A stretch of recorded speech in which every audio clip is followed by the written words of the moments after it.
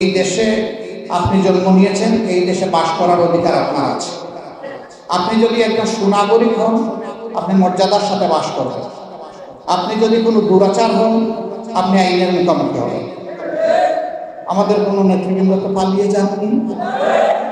আমাদের গিয়ে বিমানবন্দরে, রাস্তাঘাটে, বনে বাজারে জুড়ে ছাড়ে কিংবা নদী অথবা সাগরে তো ধরা পড়ে। তারা নিজ নিজ কর্মস্থলে বাসস্থানে ছিলেন। তাদের একজন তখন আমেরিকায় ছিলেন, জনাব মীর কাসিম আলী শহীদ। তার কিছু বন্ধু বান্ধব তাকে পরামর্শ দিয়েছিল, don't come back to Bangladesh. তিনি বলেছেন, ভাই বলেছে যে আপনার বিরুদ্ধে মিথ্যা মামলা সাজিয়ে রেখেছে, আসলেই আপনাকে গ্রেফতার করবে। আপনাদের অন্যান্য নেতৃবৃন্দের সাথে যে আচরণ করা হয়েছে, আপনার সাথে তার ভিন্নতা করা হবে না। তিনি বলেছিলেন, আমি এক আল্লাহকে ভয় করি। আল্লাহ আমাকে মেহরবানি করে বাংলাদেশের জন্ম দিয়েছেন। আমি যদি এখন আমেরিকা এইভাবে লুকিয়ে থাকি, তাহলে আমি স্বীকার করে নিলাম যে আমি সেই অপরাধী, যে অভিযোগ আমার বিরুদ্ধে করা হয়েছে। যে অভিযোগ আমার বিরুদ্ধে করা হয়েছে সেই অভিযোগ মিথ্যা। আমি আদালতে গিয়ে চিৎকার দিয়ে বলবো, আমি মিথ্যা ষড়যন্ত্রের শিকার। আমাকে এই কথা বলতেই হবে, এবং সেই বলার জন্য আমার ফাঁসি হোক, যাই হোক, আমি আমার আল্লাহর উপর ভরসা করে আমার দেশে আমি ফিরে আসবো। তিনি এসেছিলেন, হাসি মুখে ফাঁসি বরণ করেছেন। তিনি তো বিদেশেই ছিলেন, পালানোর প্রশ্ন ছিল না, কিন্তু তিনি স্বেচ্ছায় এসে তার মর্যাদাবোধের কারণে, আত্মমর্যাদার কারণে, তার ইমানের কারণে, তার নাগরিক দায়িত্বের কারণে তিনি ফিরে এসে চিৎকার দিয়ে বলেছেন, আমার উপর জুলুম করা হয়েছে। ইতিহাস কথা বলবে, যেমন তেমন ইতিহাস দেখলে ওই ইতিহাস টেকসই হয় না। ইতিহাস পরিবর্তন হয়, মতলবী ইতিহাস কোনোদিন স্থায়িত্ব লাভ করতে পারে না। ইনশাআল্লাহ ইতিহাস কথা বলবে। বন্ধুগণ, এখানেই কি শেষ? আমাদের হাজার হাজার সহকর্মীকে তাদের চাকরি কেড়ে নেওয়া হয়েছে, ব্যবসা ধ্বংস করা হয়েছে, সাসপেনশনে পাঠানো হয়েছে, ওএসডি করা হয়েছে। এখানেই শেষ না। আমাদের উপর ঝাল মেটানোর জন্য একমাত্র সংগঠন, যাদের নেতৃবৃন্দের বাড়ি করে বুলডোজার চালিয়ে ধ্বংস করা হয়েছে। এটা যুদ্ধের সময় এটা করা হয় না, যুদ্ধের চাইতেও বেশি আমাদের সাথে তারা ঝাল মিটিয়েছে। আল্লাহ তাআলার বিচার, তুতিল মুলকা মান তাশা ওয়া তানজিউল মুলকা মিম্মান তাশা। আল্লাহ সমস্ত মুলকিয়াতের মালিক, যিনি চান তাকে কর্তৃত্ব জমিতে দান করে, আর যখনই চান তখন তার কাছ থেকে কেড়ে নিতে পারে।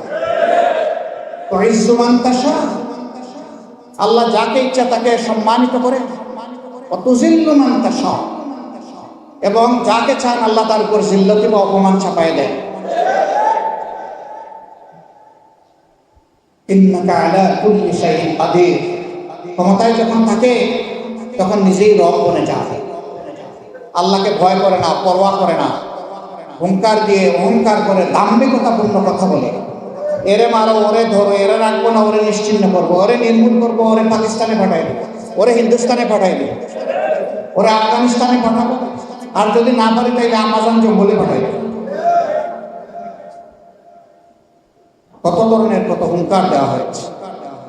আলহামদুলিল্লাহ, আল্লাহ তাআলার মেহেরবানি, আল্লাহ এই দেশে আমাদেরকে পয়দা করেছে। আমরা এই দেশের মানুষের সাথে ছিলাম, মাটি কামড়েছিলাম, জেল জুলুম এসেছে প্লাবনের মতো। আমরা আসসালামু আলাইকুম ওয়া রাহমাতুল্লাহি ওয়া বারাকাতুহু। আলহামদুলিল্লাহ, আলহামদুলিল্লাহ রাব্বিল আলামিন, والصلاة والسلام على رسوله الكريم وعلى آله وصحبه وأهل بيته। বাংলাদেশ জামাত ইসলামী ঐতিহ্যবাহী কুষ্টিয়া জেলা শাখার উদ্যোগে আয়োজিত আমার পরম সম্মানিত শহীদ পরিবারের জন্য নিবেদিত আজকের এই বরকতপূর্ণ সভা সম্মানিত সভাপতি, মঞ্চে বসা বাংলাদেশ জামাত ইসলামীর কেন্দ্রীয়, আঞ্চলিক এবং স্থানীয় নেতৃবৃন্দ, শহীদ পরিবারের সম্মানিত সদস্যবৃন্দ, শহীদ পরিবারের সম্মানিত মা বোনেরা এবং আদরের শিশুরা, সাংবাদিক বন্ধুগণ, প্রিয় সহকর্মীবৃন্দ, সুধীমণ্ডলী, আল্লাহ তাবারক ওয়া তাআলার দরবারে শুকরিয়া আদায় করছি। সুবহানাহু ওয়া তাআলা আজকে আপনাদের সাথে এমন একটি বরকতপূর্ণ মুহূর্তে আমাকে এবং আমার সঙ্গীদেরকে মিলিত হওয়ার তৌফিক দান করেছেন, আলহামদুলিল্লাহ। আমি গভীর শ্রদ্ধা নিবেদন করছি সেই সমস্ত মর্দে মুজাহিদদের আত্মার প্রতি, যারা বাংলাদেশের মানুষকে প্রত্যাশিত একটি পরিবর্তন এনে দেওয়ার জন্য, একটি গণ অভ্যুত্থান সফল করার জন্য তাদের মূল্যবান জীবন আল্লাহর প্রতি জাতির জন্য উৎসর্গ করেছেন, তাদের সকলের আত্মার প্রতি আমি গভীর শ্রদ্ধা জ্ঞাপন করছি। মহান রবের দরবারে দোয়া করি আল্লাহ তাআলা তাদের সকলকে মর্যাদাপূর্ণ শহীদ হিসাবে কবুল করুন। রাব্বুল ইজ্জত তাদের রেখে যাওয়া আপনজন, মা বাবা, ভাই বোন, স্ত্রী, পুত্র, কন্যা, প্রিয়জনদের অন্তরে আল্লাহ তাআলা সবরে জামিন দান করুন। এই গণ অভ্যুত্থান সফল করতে শহীদদের পাশাপাশি আমাদের যে সমস্ত ছেলেমেয়েরা রাস্তায় নেমে এসেছিল, বুক পেতে দিয়ে বলেছিল, বুকের ভিতর তুমুল ঝড়, বুক পেতেছি গুলিপথ, আমি তাদেরকে অন্তরের অন্তঃস্থল থেকে শ্রদ্ধা বিজড়িত, মায়া বিজড়িত অভিনন্দন জ্ঞাপন করছি। এই আন্দোলন পুরোভাগে নেতৃত্ব দিয়েছে আমাদের কলিজার টুকরা সন্তান সন্ততিরা, কিন্তু এই আন্দোলনে 1.5 মাসের কুলের শিশু থেকে শুরু করে 90 বছরের বৃদ্ধ বৃদ্ধা পর্যন্ত সামিল হয়েছিল। একজন মা ঢাকার রাজপথে তার 1.5 মাসের 25 শিশু কোলে নিয়ে হাজির হয়েছিলেন। সাংবাদিক বন্ধুরা তাকে প্রশ্ন করেছিল, মা গো, আপনি 25 শিশু নিয়ে আপনি এখানে এই ঝুঁকির মুখে, গুলির মুখে কেন এসেছেন? তিনি পাল্টা প্রশ্ন ছুড়ে দিয়ে বলেছিলেন, সন্তান কি আমারই শুধু একটা, আর কোনো সন্তান রাস্তায় নেই? আমি সেই সন্তানদের সাথে একাত্মতা ঘোষণা করতে এসেছি। তিনি বলেছিলেন, আল্লাহ আমাকে একটা সন্তান দান করেছেন, বহু মাকে আল্লাহ 3টা, 4টা, 2টা সন্তান দান করেছেন। আমার বিশ্বাস আজকে মুক্তি পাগল সেই সমস্ত মায়ের সন্তানেরা রাস্তায় আছে, তাই আমি আমার সন্তানকে এখন থেকে তাদের সাথে বীর হিসাবে গড়ে তোলার জন্য তুলে নিয়ে এসেছি। একজন বৃদ্ধকে প্রশ্ন করা হয়েছিল, আপনি খুবই একটি লাঠির উপর ভর করে আপনি ঝুঁকিপূর্ণ মুহূর্তে এসেছেন কেন? তিনি বলেছিলেন, আল্লাহ তাআলা আমাকে অনেক হায়াত দিয়েছেন, জীবনে অনেক কিছু ভোগ করেছি, আল্লাহর দেওয়া শোভা, সৌন্দর্য, নিয়ামত আমি ভোগ করেছি, কিন্তু যে সন্তানেরা এক একটা ফুটন্ত কলি হয়ে কেবলমাত্র গুদা থেকে বের হয়ে আসছিল, যারা ঝরে গেল জালিমের ভুলেকে, আমি তো আমার জীবনটা তাদের সাথে দিয়ে একজন যুবক হিসাবে আমি আল্লাহর কাছে ফিরে যেতে চাই। এই বিপ্লব, এই গণ অভ্যুত্থান কোনো বিশেষ সম্প্রদায়ের নয়, বিশেষ দলের নয়, শুধু ছাত্রছাত্রীদের নয়, ছাত্রছাত্রীদের নেতৃত্বে আপামর জনতা। এই জন্য অভিনন্দন 18 কোটি মানুষ। এই বিপ্লব একদিনে জমে ওঠেনি, এটা ছিল 15.5 বছরের জুলুম, বঞ্চনা, দুর্নীতি, লুটপাট, মানুষের ইজ্জত নিয়ে খেলা, মানুষের জীবন নিয়ে খেলা, এর একটা বিস্ফোরণ। এই ছাত্রছাত্রীরা জাতিকে বদলানোর জন্য রাস্তায় নামেনি, তারা তাদের একটা ন্যায্য দাবি আদায়ের জন্য রাস্তায় নেমেছিল। তৎকালীন গণবিচ্ছিন্ন প্রধানমন্ত্রী তাদেরকে একটা গালি দিলেন, সেই গালি তাদের রক্তে আগুন ধরিয়ে দিয়েছে। আমি ঢাকার পিলারগুলোতে লেখা দেখেছি লাল অক্ষরে, রক্ত গরম মাথা ঠান্ডা। আলহামদুলিল্লাহ, তারা তারই পরিচয় দিয়েছে। এই আন্দোলন করতে গিয়ে তারা মাথা গরম করে নাই। এই আন্দোলনে যে সমস্ত ক্ষয়ক্ষতি হয়েছে রাষ্ট্রের, এটি রাষ্ট্রের দুশ্মনেরা করেছে।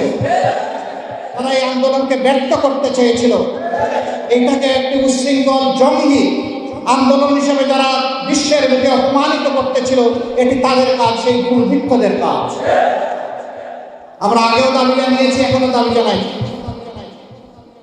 জাতিসংঘের সহায়তায় একটা নিউট্রাল ফলো ইনকোয়ারি হোক, কারা পারপিটেটর, কারা দুষ্কৃতিকারী, কারা অপরাধী বের হয়ে আসুক।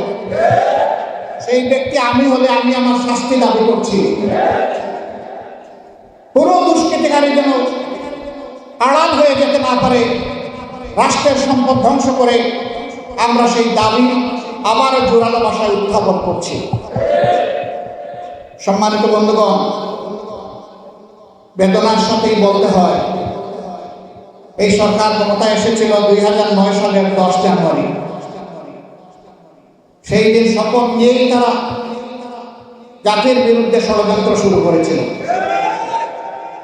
পরবর্তী মাসের 26 এবং 27 তারিখ ঢাকার পিলখানায় তৎকালীন বিডিআর সদর দপ্তরে নারকীয় হত্যাকাণ্ড সংঘটিত হল।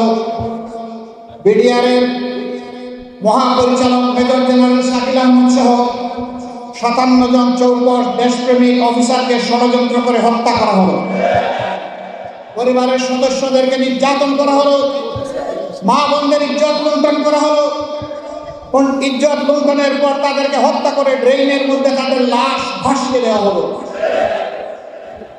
এরপরেই সুইচ অফ করে বিজলি বাতি বন্ধ করে দিয়ে অন্ধকার আবহ সৃষ্টি করে খুনিদেরকে পালিয়ে যাওয়ার সুযোগ করে দেওয়া হলো। একটা সরকার, একটা রাষ্ট্র নাগরিকের নিরাপত্তা দেওয়ার অবশ্য কর্তব্য দায়িত্ব তারা পালন করবে। সেখানে এত বড় একটা দুর্ঘটনা, এত বড় একটা সর্বনাশ করার পরে 23 দিন আধা ঘন্টা পর্যন্ত এই লাইট অফ করে রেখেছিল। কোন খুনিদেরকে এখান থেকে পালিয়ে যেতে দেওয়া হয়েছিল, যাতে অবশ্যই তা জানতে চায় এবং তা খুলাসা করতেই হবে। একদিনে 2 বাকি সর্বনাশ। বিডিআরকে সর্বনাশ করা হয়েছে, তার নাম, ড্রেস, লোগো সব পরিবর্তন হয়ে গিয়েছে। তাদের মনোবল ভেঙে দেওয়া হয়েছে। আগে তাদের এখানে রাইফেলের লোকে ঝুলত, এখন চকিদারের লোকে ঝুলে। আগে নাম ছিল বিডিআর বাংলাদেশ রাইফেলস, এখন দেওয়া হয়েছে বর্ডার গার্ড বাংলাদেশ, অর্থাৎ সীমান্তের চৌকিদার। তাদেরকে একদম নিচে নামিয়ে আনা হয়েছে। 15,000 মিডিয়ার সদস্যকে গ্রেফতার করে তাদের উপর নির্যাতন করা হয়েছে। অথচ আমি নিজে তার সাক্ষী, জেলখানায় যখন আমাদেরকে সেই সময় বন্দি করে নেওয়া হয়েছিল, আমি সেই খুনিদের 2-1জনকে দেখতে পেয়েছিলাম। আমি জিজ্ঞেস করেছিলাম, তোমরা বুকে হাত দিয়ে বলো তোমাদের কার কি দায়িত্ব। আপনাদের পাশের জেলার একজন, আমি নাম বলবো না, বিডিআর সদস্য, সে বলেছিল, স্যার আমি এই ষড়যন্ত্রে সম্পৃক্ত ছিলাম। আওয়ামী লীগ নেতা তুরাবের সমিল এবং তার বাসায় আমরা দফায় দফায় 22টা মিটিং করেছি এবং সেই মিটিংয়ের ফসল ছিল পিলখানার এই অভ্যুত্থান, এই গণহত্যা। প্রধানমন্ত্রী জামাই আজরে হত্যাকারীদের সাথে বসলেন রাষ্ট্রীয় অতিথি ভবনে, ডায়লগ করলেন, উন্নত মানের খাবার পরিবেশন করলেন। তারপরে যখন জিজ্ঞেস করা হলো যে আপনারা এই কর্মীদের সাথে বসলেন কেন এবং কাদের সাথে বসেছিলেন, তিনি জবাব দিলেন, সেই সময় আমি সব কিছু এতটাই আমি সুখে স্তব্ধ ছিলাম যে কারা এসেছে কারা গিয়েছে আমি বলতে পারবো না। এটা রাষ্ট্রীয় অতিথি ভবন, হাজার হাজার ক্লোজ সার্কিট ক্যামেরা সেখানে ছিল। কারা কখন ঢুকলো, কারা কখন বের হলো, তার রেকর্ড কি সেখানে নেই? সম্মানিত বন্ধুগণ, সব কিছু রহস্য করা। সেনাবাহিনী তারা নিজেদের একটা ইনকোয়ারি কমিটি করলো, সরকার তাতে হস্তক্ষেপ করলো। 3 দফা আমরা শুনেছি ওইটাতে সংশোধন করতে তাদেরকে বাধ্য করেছে, তারপরেও সেই রিপোর্টটা জনসম্মুখে আসতে দেয় নাই। दाल में कुछ कला है, যদি ফাঁসির রশি আমার বলে ঝুলে যায়, এই ভয়ে সব কিছুকে ছিপিয়াটা করে বন্ধ করে রাখা হয়েছিল। কেন তাদের উপরে আঘাতটা এসেছিল? এই কারণে যে দেশের সেনাবাহিনী দেশপ্রেমিক, তারা দেশের স্বার্থের ব্যাপারে কারোর সাথে আপোষ করবে না। সুতরাং তাদেরকে আপোষকামী দুর্বল বানানোর জন্য তাদের কোমরে আঘাত দেওয়া হয়েছিল। সীমান্তে আওয়ামী লীগের আগের পিরিয়ডে 96-2001 কুড়িগ্রাম জেলার রৌমারীতে একটা ঘটনা ঘটেছিল, আপনারা আশা করি ভুলে যাননি। পাশের দেশের লোকেরা রাতের অন্ধকারে আমাদের বিডিআর চৌকি দখল করে বিডিআরদেরকে হত্যা করতে চেয়েছিল। বিনিময়ে 134টা লাশ তাদেরকে ফেলে ভারতে পালাতে হয়েছিল। তারা চেয়েছিল এর প্রতিশোধ নেবে। জানি না তারা কোন প্রতিশোধ কোথায় নিয়েছেন, আমি বলতে পারবো না। আমাদের বর্ডার সে রাতের তারা কেন ক্রস করেছিলেন? তারা তো আমাদের প্রতিবেশী, আমরা তো তাদেরকে বন্ধু হিসাবেই দেখতে চাই, এখনো চাই। আমার প্রতিবেশী শান্তিতে থাকলে আমিও শান্তিতে থাকবো। আমি আমার প্রতিবেশীকে কষ্ট দিলে আমাকেও কষ্ট পাওয়ার জন্য তৈরি থাকতে হবে। কেন আমরা এটা করব? আমরা তাদের সাথে সমতা, ন্যায্যতা এবং পারস্পরিক সম্মানের ভিত্তিতে একটা বন্ধুসুলভ, প্রতিবেশী সুলভ সহ অবস্থান চাই।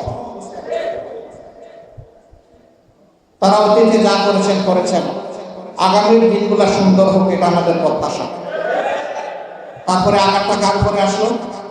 2010 সালের 29 জুন বাংলাদেশ জামাত ইসলামের তৎকালীন আমির, শহীদ আমিরে জামাত মৌলানা মতিউর রহমান নিজামী, নায়েবে আমির, বিশ্ববিখ্যাত মুফাসসির কুরআন, বাংলাদেশের মানুষের কলিজা টুকরা আল্লামা দিলওয়ার হোসেন সাঈদী, আপনাদের পার্শ্ববর্তী এলাকার সিংহ পুরুষ খ্যাত, অন্যায়ের বিরুদ্ধে সবসময় আকস্মিক ভূমিকা যিনি পালন করেছেন, বাংলাদেশ জামাত ইসলামের তৎকালীন সেক্রেটারি জেনারেল শহীদ আলী আহসান মোহাম্মদ মুজাহিদ, তিনজনকে গ্রেফতার করা হবে। কি অভিযোগ তাদের বিরুদ্ধে? তারা ইসলাম ধর্মের অবমাননা করেছেন। আয়রে আফসোস, ইসলামের জন্য যাদের সঙ্গী সাথীরা যুগ যুগ ধরে রক্ত দিয়ে যাচ্ছেন, তাদের বিরুদ্ধেই মামলা দেওয়া হলো। তারা নাকি ইসলাম ধর্মের অবমাননা করেছে। হাস্যস্ত। এরপরেই এই মাসের শেষ দিকে এসে তারা আবার গ্রেফতার করলেন তৎকালীন স্টেট সেক্রেটারি জেনারেল জনাব কামারুজ্জামান এবং জনাব আব্দুল কাদের মোল্লা। আল্লাহ তাদের সকলের শাহাদাত কবুল করুন। একে একে তারা 11 জন নেতাকে গ্রেফতার করলেন, বিচারের নামে অবিচার করলেন। স্বাধীন বাংলাদেশে যাদের নামে কোনো থানায় একটা জিডি পর্যন্ত ছিল না, তাদের বিরুদ্ধে 42 বছর পরে মামলা দায়ের করা হলো। আমার কর্মজীবনের একটা ঘটনা মনে পড়ে যায়। একবার একটা ছোট্ট অপারেশন করছে এক শিশু। সে একটু চপল এবং চঞ্চল। একসময় আমাকে বলতেছে, চাচা, যখন আমার ওই জায়গাটা কাটবেন তখন আমাকে একটু বলবেন। তা আমি তার দুষ্টামিটা মনে মনে বুঝতে পারলাম। তার বাবা আমাকে বলেছিলেন, ও কিন্তু একটু চপল চঞ্চল এবং দুষ্টা প্রকৃতি। তা আমি সব কিছু শেষ করে যখন তার ড্রেসিং করছিলাম, তখন তার মাথা যখন কাটতে যাবো, বললাম যে চাচা এই কাটছি, ও মা গো বলে চিৎকার দিচ্ছে যেন গোরের স্বাদ উঠে যাবে। আমি বললাম, তোমার কি হয়েছে? বলছে, আপনি আমার অমুক জায়গায় কাটছেন আর আমি কাটবো না একটু। আমি বললাম, চাচা বহু আগে এটা কাটা হয়ে গেছে। কখন কাটা আর কখন চিৎকার দেয়। যদি ঘটনার সাথে আমাদের শ্রদ্ধেয় নেতৃবৃন্দ সম্পৃক্ত থেকে থাকেন, তবে বাংলাদেশের স্বাধীনতার পর কার সরকার ছিল? সেদিন আপনারা মামলা করেননি কেন? অভিযোগ দায়ের করেন নাই কেন? সেদিন আপনারা খুঁজে পেলেন না? ব্যান্ডেজ কাটার সময় টের হয়েছে আপনাদের। আপনাদের উদ্দেশ্য বিচার করানো, আপনাদের উদ্দেশ্য ছিল দেশপ্রেমিক জামাতে ইসলামীকে ধ্বংস করা।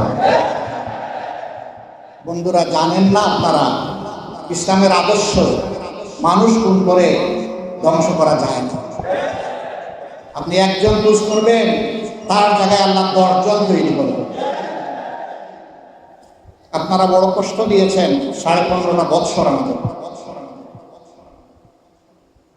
আমাদেরকে জেলে নিয়েছেন, আমাদেরকে রিমান্ডে নিয়েছেন, আমাদের তরতাজা ছেলেদেরকে ধরে নিয়ে থানায় শুয়ে আপনারা রাইফেলের ব্যারেল লাগিয়ে তাকে গুলি করেছেন। এই ছেলেদের পা কাটতে হয়েছে, হাত কাটতে হয়েছে, কারো 2 পা নাই, কারো 1 পা নাই, কারো 2 হাত নাই, কারো 1 হাত নাই, কারো জীবন্ত মানুষের চোখ থেকে চাকু ঢুকিয়ে আপনারা তার 2টা চোখ খুলে ফেলেছেন।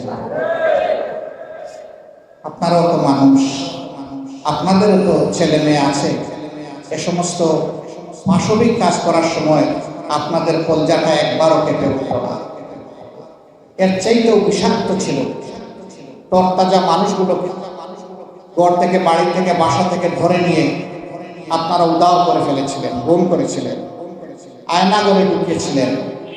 যারা ফিরে এসেছেন তাদের বর্ণনা হচ্ছে এমন এক ঘর যেখানে কোনো জ্বালানো নাই, যেখানে কোনো আলো প্রবেশ করে না, যেখানে আজানের ধ্বনি কানে আসে না, কোন সময় রাত কোন সময় দিন কিছুই টের পাই না, যেন মনে হয় যে এটা একটা অনিশেষ রাত, এ রাত কখন শেষ হবে।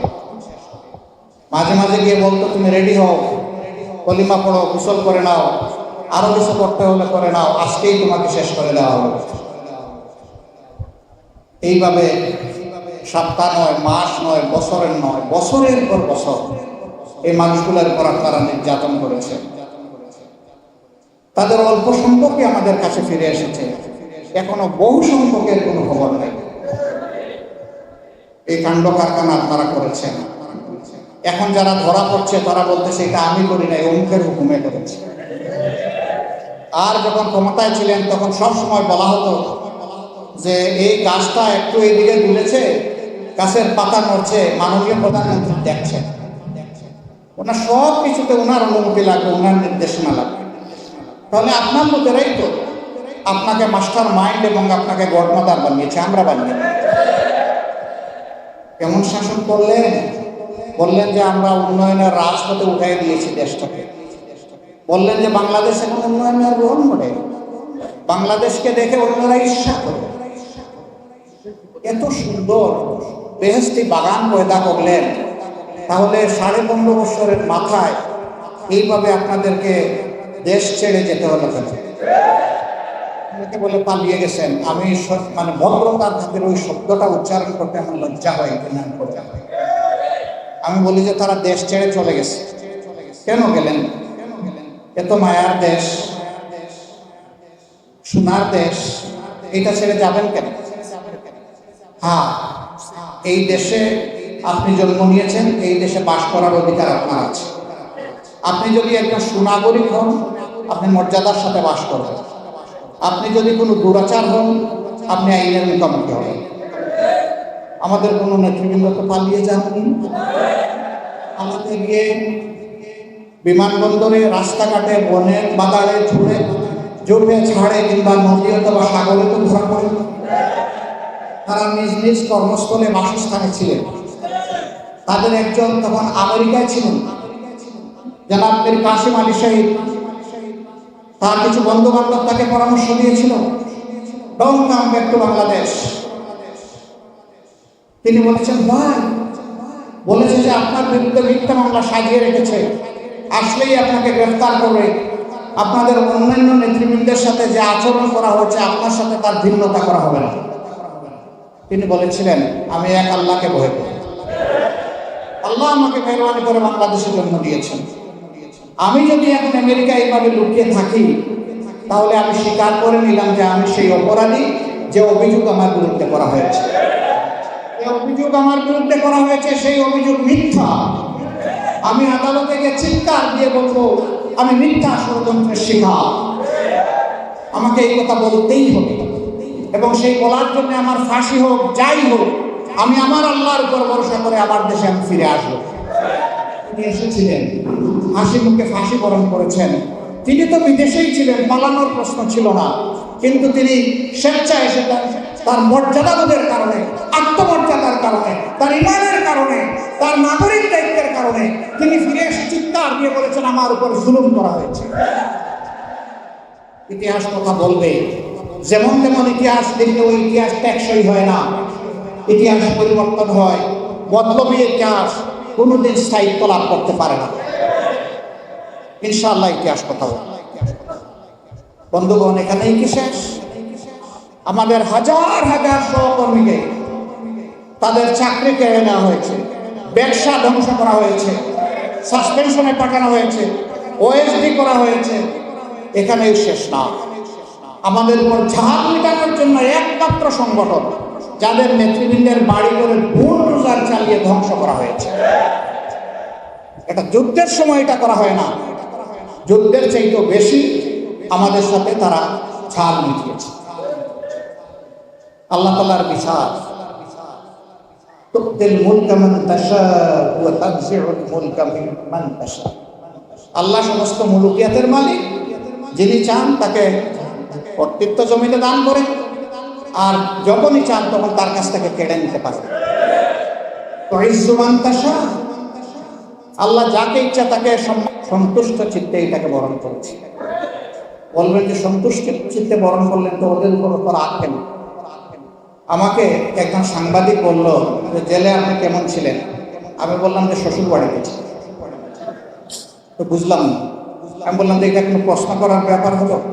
জেল কি শ্বশুর বাড়ি? জেলে তো নেই মানসিক এবং শারীরিক নির্যাতন হচ্ছে। তবে আল্লাহর মতে আমরা এই নির্যাতনকে কোনো পাত্তাই দিই এবং এটাকে সেই জেল হিসাবে গণ্য করি না। জেল ছিল প্রকৃতপক্ষে শিবে আবু তালিবে।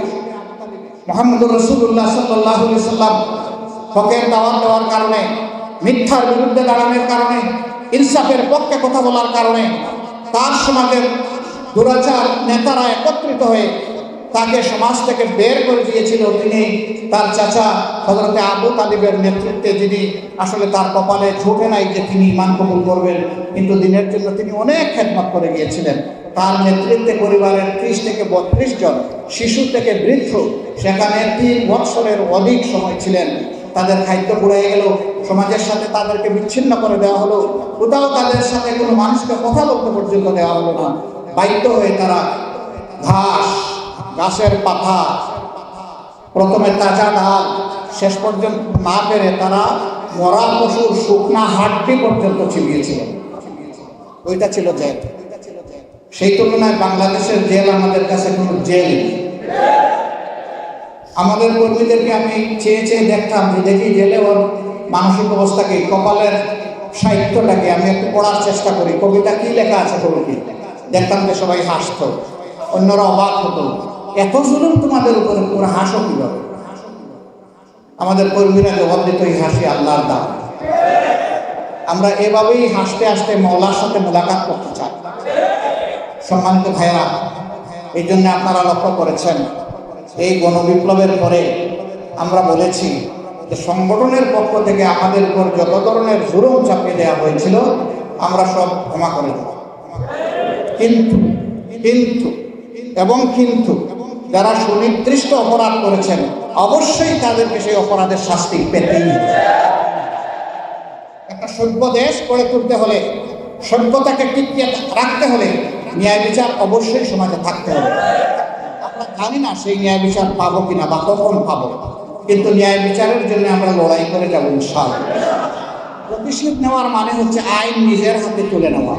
আমরা নিষেধ করেছিলাম আমাদের কোনো সহকর্মী যেন আইন নিজের হাতে তুলে না নেয়।